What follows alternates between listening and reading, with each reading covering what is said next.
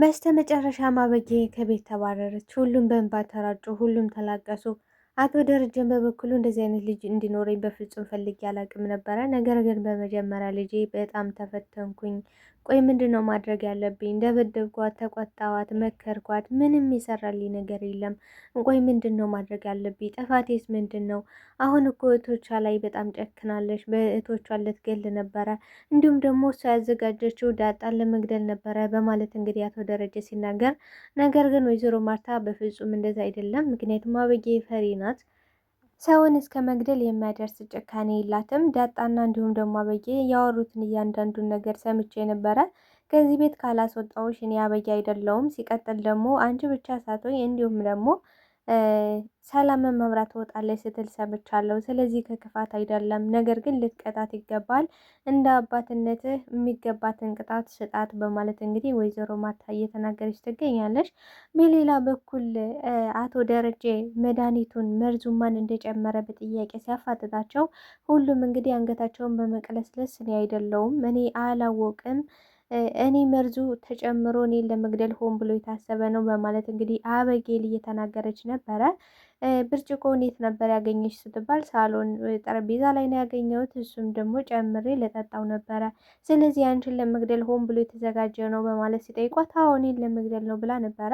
ነገር ግን አቶ ደረጀ አንድም መላ አምጥቶ ነበረ። እሱም ደግሞ ምንድን ነው ካለን እንግዲህ ለወይዘሮ ማርታ ልጆቹ እንዲናገሩ የሆነ ነገር መፍጠር አለብን። እሱንም ደግሞ ቤት ውስጥ ካሜራ እንዳላስመስለን ቤት ውስጥ ካሜራ የለም፣ ነገር ግን እናንተ ሳታውቁ በድብቅ ካሜራ ሰቅለናል። ስለዚህ ይሄን ያደረገው ማን እንደሆን መርዙን ማን እንደጨመረው ማወቅ እንችላለን ቪዲዮን አይተን። ነገር ግን ቪዲዮን ከማየታችን በፊት ቅጣታችሁም የከፋ እንዳይሆን እውነታውን ሀቁን ንገሩን፣ ከዛ ደግሞ ቅጣታችሁ ይቀንሳል። ምንም ችግር የለውም፣ ምክንያቱም ከነገራችሁን እንተዋቸዋለን በማለት እንግዲህ በጥያቄ ሲያፋጥጧቸው በስተመጨረሻ ዳጣ እኔ አይደለውም፣ ከተቻለ ደግሞ ካሜራው ይታይና ቪዲዮ ይታይ፣ እዛ እውነቱ ማን እንደሆነ ይታወቃል በማለት ስትናገር፣ እንዲሁም ደግሞ ናታን ምናልባትም የውጭ ሰው አድርጎት ሊሆን ይችላል፣ ምናልባትም ደግሞ ቤት ውስጥ በሆነ ምክንያት ላይ ሰዎች ለጨዋታም ብለው አድርገውት ሊሆን ይችላል። ስለዚህ እንየው በማለት ሲናገሩ፣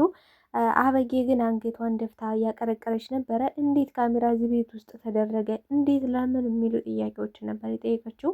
ነገር ግን ወይዘሮ ማርታ መጀመሪያ ማውቃ ነበረ። ነገር ግን ማረጋገጥ ስለምትፈልግ ነበር ይህን አይነት ጥያቄዎች የጠየቀችው።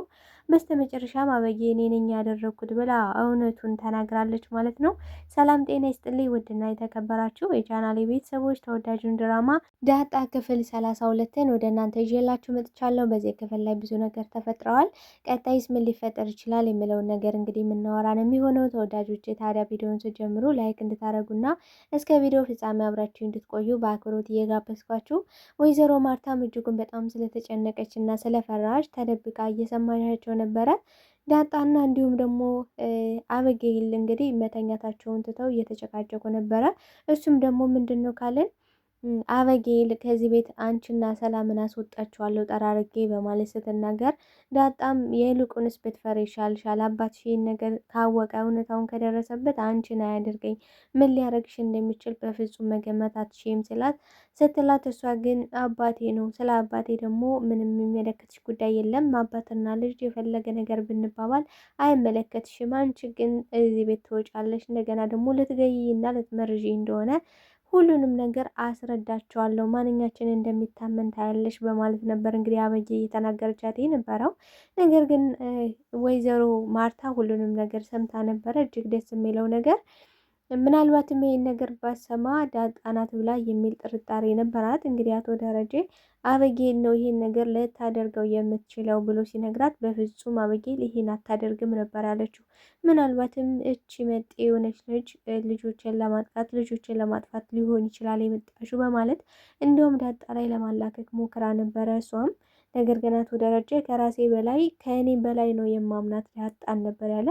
እሷ ግን በጣም ተቆጥታ ነበረ። ምክንያቱም ከምን አውቃት ነው የማታውቃትን ልጅ እንዲህ እርግጠኛ ሆነ የምታወራላት ነበር ያለችው። እንግዲህ አቶ ደረጀ እውነታውን ሀቁን ለማውቃት እንግዲህ አበጌ ነው ይህን ያደረገችው ስትለው በጣም ነበር የተናደደው። ኦፍ ነው የሆነው። ነገር ግን በቃ አሁን ላይ መረጋጋት አለብን፣ ሰከን ብለን ማሰብ አለብን። ማንም አደረገው ማን ለምን እንዳደረገው አፋጠን ጠይቃለን። በዛ ላይ ደግሞ ቅጣቱን ምርር ያለ ቅጣት እንቀጣቸዋለን። ስለዚህ እስከ ዛሬ ድረስ ቤተሰቦቻችን እንዳይበተን ቤተሰቡ በፍቅር ስህተት ሳይኖር ቀርቶ አይደለም፣ ጥፋት ሳይኖር ቀርቶ አይደለም። ጥፋት አለ፣ ነገር ግን ቁጭ ብለን በመነጋገር ሁሉን ነገር እንፈታለን በማለት እንግዲህ ወይዘሮ ማርታ አቶ ደረጀን እያረጋጋችሁ ነበረ። እሱም ደግሞ ካሜራውን እንዳላስመስለው ልጆችን እንግዲህ ጠዋት ለቁርስ ሲሰበሰቡ በሚጠይቁበት ሰዓት በቃ አበጌ በጣም ነው የደነገጠችው። እግሯ እየተርበተበተ ነበረ። ቃል እንኳን ማውጣት አልቻለችም። በዚህም ሁኔታ እንግዲህ አቶ ደረጀ እና ወይዘሮ ማርታ እርግጠኛ ሆነዋል። አበጌም እንግዲህ እሷ መርዙን እንደጨመረችው ተነግራለች። መርዙን የጨመረችው ደግሞ ለምክንያት እና ያልሆነ ያረባ ምክንያት ነበር የሰጠች። እሱም ደግሞ እንግዲህ ያለችው መርዝና እንዲሁም ደግሞ ኮካ ሲቀላቀል ምን ይመስላል የሚለውን ነገር ለማወቅ ፈልጌ እንጂ ሌላ ነገር አይደለም። ይሄ እንዴት ምን ይመስላል የሚለውን ነገር ለማወቅ ፈልጌ ነው ነበር ያለችው። ነጭ ውሸት ነው ያሸሽው እንግዲህ እና ታዲያ ጠረጴዛውን ማለትም ብርጭቆውን እዚህ ጠረጴዛ ላይ ነው ያገኘች ስትባል አዎ ብላ ነበረ። ማን ያስቀምጠው ሰላም እንዴት አላነሳሽውም ስትባል እኔ እንጃ ሰላም ለምን እንዳላነሳሽው እኔ ምንም የማውቀው ነገር የለም፣ ነገር ግን እዚህ ያገኘው ተጠቀምኩት ነበር ያለችው። ነገር ግን አቶ ደረጀ ሁሉንም ካየና ከሰማ በኋላ ስሜታዊ ሆኖ ልጁን መቅጣት አልፈለገም። ምንም ቢሆን ልጁ ናት፣ ምንም ቢሆን እንዲያውም እንደዚህ አድርጌ ማሳደግ አልነበረብኝም። በቃ እኔ ሁሉ ነገር አሟልቼ የምትበላውን የምትለብሰውን እያንዳንዱ ነገር ተሟልቶላት በጥሩ ሁኔታ ልጆችን እያሳደግኩ ነው የሚል ግምት ነበረኝ። ነገር ግን ተሳስቻለሁ። በቃ የሳይኮሎጂ መመሪያ ያስፈልጋታል፣ ሳይኮሎጂስት ወስደን ልናሳያት ይገባል በማለት እንግዲህ ለወይዘሮ ማርታ ሲነግራት፣ ወይዘሮ ማርታ ግን አበጌ እኮ በጣም እልህኛና የሆነ ነገር ካየች ካወቀች ያን ነገር እስከ ጥግ ድረስ ምንድን ነው የሚለውን ነው እንጂ ያን ያህል እኮ ተንኮለኛ ሆን አይደለም በማለት እንግዲህ ማስተባበያ እየሰጠች ነበረ።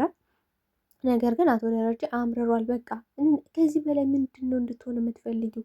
ቆይ ማርታ ምን ልሁን? በቃ በጣም ልጅ ተጨናነቀው። ምክንያቱም አንዳንዴ ልጆቻችን በጥሩ ስነ ምግባር እያደጉ ነው የሚበሉት፣ እንዲሁም ደግሞ የሚለብሱት እያንዳንዱ ነገር የእነሱ ሁሉ ነገር ተሟልቶላቸዋል ብለን፣ ነገር ግን በሳይኮሎጂ የተጎዱ አሁን አበጌል የሚሰማት ባይተዋር እንደሆነች፣ ብቸኛ እንደሆነች፣ የሚወዳት እንደሌለ፣ እሷን የሚፈቅራት እንደሌለ አድርጋ ነው የምታስበው። ሁሉም ሰው ተነስቶ ዳጣን የሚወዳት በምን ምክንያት እንደሆነ ለምንድን ነው እሷን እኔ ሳልወደድ እኔ ተጠልቼ እሷ የተወደደችው የሚለውን ነገር ይሄን በቀላሉ ከእህቷ ከዳጣ መረዳት ትችል ነበረ። ነገር ግን አበጌ በልህና እልህኝነት በልህ ሁሉ ነገር የእሷ እንዲሆን ትፈልጋለች። በልህ ሁሉም እሷን እንዲወዳት እሷን እንዲላት ትፈልጋለች። ነገር ግን አንዳንዴ ሰውን በልህ የራሳችን ማድረግ አንችልም። ሰውን በፍቅር እንጂ በልህ ወይ ደግሞ በኃይል ጎተን እሱ እንዲወደን ወይ ደግሞ እንዲያፈቅረን የምናደርግበት ምንም አይነት ምክንያት የለም። እንግዲህ አበጌል መጨረሻዋ ጎዳና ሆኗል ማለት ነው። እንግዲህ ከዚህ በፊት የምናውቀው ዳጣ ነበረ ጎዳና ላይ ወጥታ የምናያት። አሁን ግን አበጌ ወደ ጎዳናዋ ተመልሳለች። እንግዲህ አርጁን የሚባለው ፍቅረኛዋ ጋር ከሱ ጋር ሆና መንገድ ለመንገድ እየተዛዛረች ትገኛለች። አበጌል መጨረሻዋ እንግዲህ ወደ ጎዳና ሆኗል ማለት ነው። ዳጣ ወደ ቤት ስትመለስ አበጌል ደግሞ ወደ ጎዳና ሆኗል ስራዋ። ነገር ግን ወይዘሮ ማርታ እጅግ በጣም ነበረ ልቧ የተሰበረው። ስቅስቅ ብላ ነው ያለቀሰችው። በቃ ምንም አማራጭ የላትም። ምክንያቱም አቶ ደረጀን መቅጣት የምትፈልገውን ቅጣት ልትቀጣት ይገባል፣ አባት ነ። ስለዚህ እኔ ደግሞ አልቃወምም፣ እንዲያውም እደግፋለሁ በማለት ነበር የደገፈችው። ነገር ግን ከዛ በፊት ምን ብላታለች ዳጣ? አባዬ ምን ሊያደርግ እንደሚችል አታቂም። ስለዚህ አሁን ይዘሽ ተዘጋጂ ወይ ደግሞ ንዴቱ እስኪበርድለት ድረስ የሆነ ቤት ተፍ ብለሽ ሂጂ ብላት ነበር። አባዬ እንዴት ትይዋለሽ? በቃ ልትደበድባት ነው የቀረበችው። እንዴት አባዬ ትያለሽ? እንዴት ደፈርሽኝ? በማለት እንግዲህ ምን ችግር አለው? ቆይ አንቺ ግን ይሄው ናታን አባዬ ይለው የለ እንዴ? የኔ ማለት ለምንድን ነው የሚገርምሽ? ስትላት በፍጹም ማለት አትችይም፣ አባዬን አባቴ ማለት አትችይም፣ ሂጂና አባትሽን ከወደቀበት ፈልጊው ነበር ያለቻት። በጣም ነው የምታበሽቀው። በነገራችን ላይ አበጌ ለእሷ ብላ ዳጣ ለእሷ ብላ ብዙ ነገሮችን ለመከላከል ቀድማ እየነገረቻት ነበረ። እንግዲህ ምን ብሏላት ወደ ደረጀ ለማርታ ሻንጣዋን ቶሎ አዘጋጅላት ከዚህ ቤት መውጣት አለባት ሲል፣ እንዲህ ደሬ እንደዚህማ ማድረግ አትችልም በፍጹም፣ ይህ ሌላ ቅጣት እንጂ ጭራሽ ከዚህ ቤት ልታወጣት፣ አረ በፍጹም ስትለው፣ በቃ ወስኛለሁ ከዚህ በላይ ምንም ላደርጋት አልችልም። እንደ በፊት አልመታትም፣ አልገርፋትም። መክሪያታለሁ፣ ገርፊያታለሁ ከዚህ በፊት። ከዚህ በኋላ በቃኝ ነበር ያለው። በዚህም እንግዲህ ዳጣ እየሰማሻቸው ነበረ። አቶ ደረጀ ውሳኔው ምን ሊሆን እንደሚችል ገምታ ነበረ። ስለዚህ አበጌ ጋር በመሄድ አበጌ ቶሎ ፍጠኝና እዚህ ቤት ውጪ፣ ምክንያቱም ሊያስወጣሽ ነው፣ ከቤት ልትባረሪ ነው ስላት ዞር በይ እባክሽ ወደዛ፣ አይመለከትሽም ነበር ያለችው። እንደዛም ሆና እንኳን ዳጣ እያሰበችላት ነበረ፣ ምን ያህል እንደምትወዳት ምን ያህል እንደምታከብራት። እህቴ ብላ ሳጠራት እንደዛ እያመነጨቀሻት አይንሽን ላፈር እያለቻት በጣም ነው የምትወዳት፣ በጣም ማለት ነው። በዚህ ስትነግራት ግን እሷን ልትሰማት አልቻለችም። ነገር ግን አቶ ደረጀ ጠርቶ አበጌን በቃ ያለሽን ጊዜ ጨርሰሻል፣ ከዚህ ቤት ውጪልኝ ነበር ያላት። ያለሽን ኮተት እያንዳንዱ ሰብስቤና ውጪልኝ ስላት፣ እንዲህ አባዬ አሁን እኮ መሽቷል፣ የት እሄዳለሁ? የትስ መሄጃ አለኝ? አይመለከተኝም፣ የትም ሂጂ የት አይመለከተኝም። አንቺ ጨካኝና አውሬ ልጅ ነሽ። ስለዚህ እንዳንቺ አይነት ጨካኝ ልጅ ደግሞ በፍጹም ሊኖረኝ አይገባም በማለት ነበር የተናገራት። ነገር ግን አበጌ በስተ መጨረሻ በእንባ እየተራጨሽ እንዲሁም ደግሞ ውሃ በእንባ እየተራጨሽ ነበር። አባዬ እባክህ ተዋት፣ አውሬ ይበላኛል እኮ እያለች ነበር። ቁርጥምጥም አድርጎ ይብላሽ፣ አይመለከተኝም ምን ያላት ደረጀ። ምክንያቱም ትክክለኛ ውሳኔ ነው። እህቷን እንደዚህ ዛሬ መርዛት እንዲያው እንደ እግዚአብሔር ፍቃድ ሆኖ ታረፈች እንጂ ምናልባትም ላተርፍ ትችል ነበረ። ምናልባት ውሃ ይሄኔ ሙታ ነበረ። ምናልባትም ደግሞ ዳጣ ቢሆን የጠጣችው እንዲሁም ደግሞ ያው ተመሳሳይ ነገር ነው። በሌላም በዚህም አለ በዛ ሁለቱም እህቶቿ ናቸው። እንግዲህ አበጌ እህቷ እንደሆነች ባታውቅም ነገር ግን ዳጣ እህቷ ናት። እህቷ እንደሆነች ስለምታውቅ ነው ያን ሁሉ ነገር እያደረገችባት የምትወዳት ማለት ነው።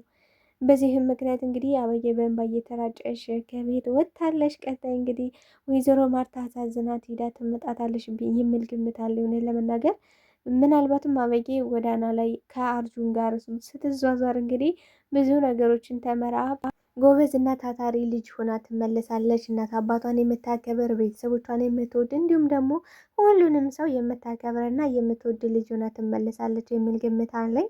ተወዳጆች እናንተ ምን ተሰማችሁ በዚህ ክፍል ላይ? እውነት ወይዘሮ ማርታ እጅግ በጣም ልቧ ተሰብሯል። ምክንያቱም የመጀመሪያ ልጇ በጣም የምትወዳት ነገር ግን ስርዓት አልባ የሆነች ልጅ ነው ያለቻት እና በዚህም እጅጉን ግራ ተጋብታለች። ተው ማለት አልፈለገችም። ምክንያቱም ነገ ጧት ተው ብትለው ሌላ ምን ልትፈጥር እንደምትችል መገመት ከባድ ነው። እስኪ የተሰማችሁን ሀሳብ አስተያየታችሁን በኮሜንት ሴክሽን ላይ አስቀምጡልኝ።